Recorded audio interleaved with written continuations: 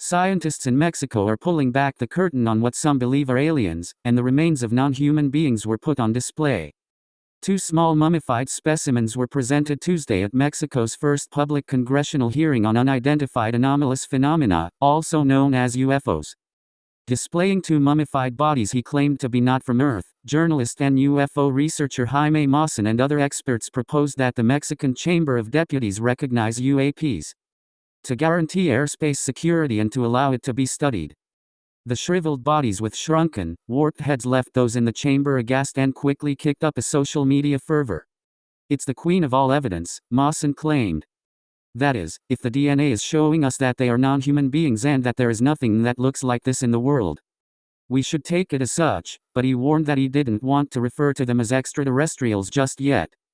The apparently desiccated bodies date back to 2017 and were found deep underground in the sandy Peruvian coastal desert of Nazca. The area is known for gigantic enigmatic figures scraped into the earth and seen only from a bird's-eye view. Most attribute the Nazca lines to ancient indigenous communities, but the formations have captured the imaginations of many.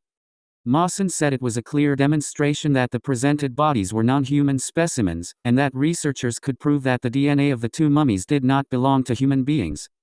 This is the first time it is presented in such a form, and I think there is a clear demonstration that we are dealing with non-human specimens that are not related to any other species in our world and that any scientific institution can investigate it, he said.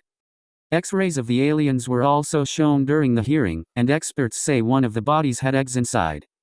Congressman Sergio Gutierrez Luna of the ruling Morena Party made it clear that Congress has not taken a position on the theses put forward during the more than 3-hour session. Believing or not was up to each member of the legislative body, but those who testified had to swear an oath to tell the truth. Gutierrez Luna stressed the importance of listening to all voices, all opinions, and said it was positive that there was a transparent dialogue on the issue of extraterrestrials. Earlier this year, a former U.S. intelligence community official testified on an alleged covert government program to recover and reverse engineer crashed alien spacecraft.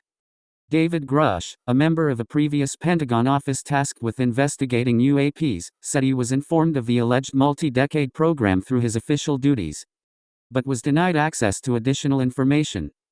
The Pentagon said in June it hadn't found any verifiable information to substantiate the claims about crashed alien spacecraft. The remarks came during a bipartisan hearing held by the House Oversight Committee's National Security Subcommittee. The 3 witnesses included Grush, David Fravor, a former commanding officer in the U.S. Navy, and Ryan Graves, executive director of Americans for Safe Aerospace. Members of both parties stressed the need for greater clarity on UAPs. Many voiced concerns that unidentified aerial objects pose to national security.